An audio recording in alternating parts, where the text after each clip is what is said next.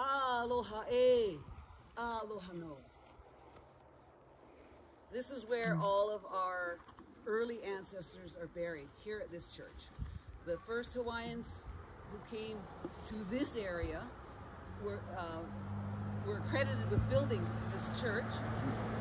The Hawaiians and the First Nations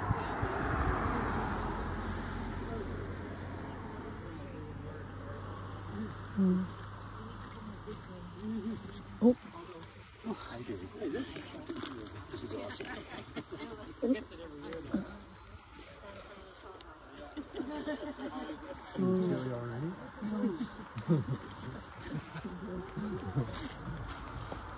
We were wondering if you'd make it. No, we were here early.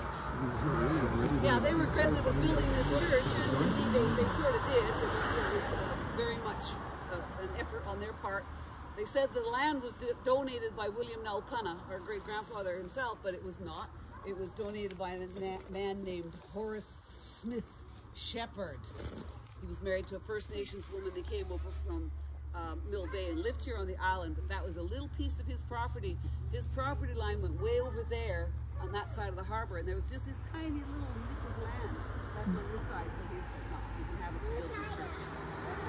Most of the Hawaiians, I think most of you know, lived on the south end of Salt Spring Island and the little islands out there, Russell and Portland. So this was the hub of their community, and that's why they built the church here. All of the weddings and funerals and births and deaths, everything went through this church. The whole Hawaiian community came here for that. So they are here. William Naukana is our oldest ancestor who lived here on Salt Spring. His father was our first ancestor who came here. We never got to Salt Spring as far as I know, but he lived in Fort Vancouver, Washington, and died there in 1850. He's buried there. William lived on Portland Island with his good friend Johnny Palau. Johnny Palau. I used to like to tell stories about Johnny Palau. Johnny Palau lived at Kanaka Road in Victoria, just down from the Fort Victoria. That's where the Hawaiians lived, and they worked in the fort. And Johnny Palau ended up in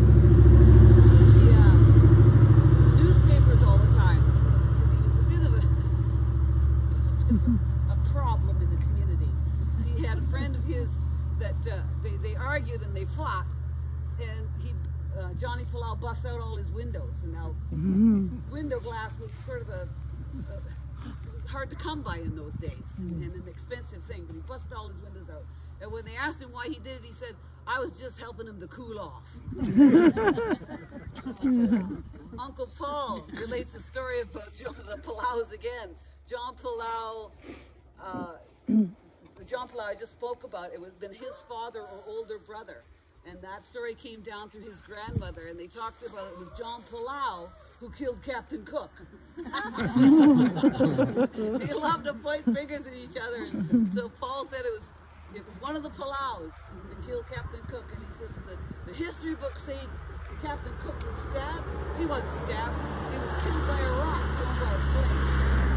I'm like, well, that actually makes more sense for that time. It was like 1778. Like, you know, they weren't just going down and buying a knife at the store. You know. So rock throwing was an art. Rock throwing was a definite art, and they were warring at that time. They were trying to, Kamehameha was then trying to unite all them islands and be the king of them all. So that's how they fought. They had those big, I don't know, with the shark's teeth all around them, and they would go hand-to-hand combat. It was the presence of the American and the British people that have been there since 1778 that gave Kamehameha the knowledge about warfare.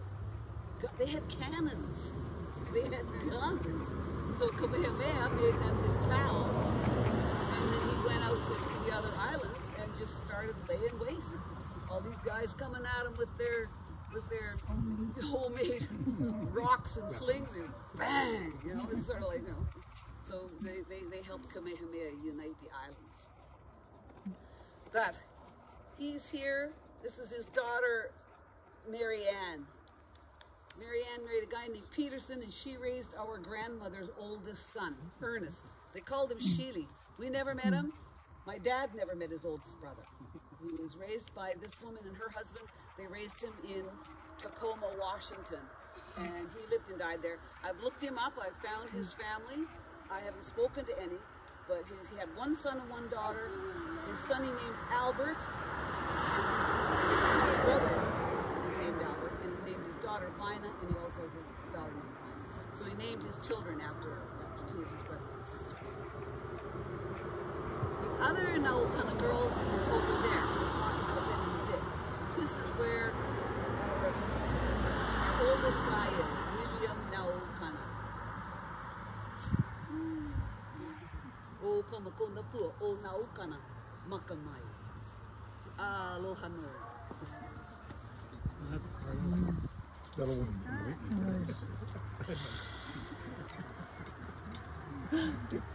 Now, what else do we got?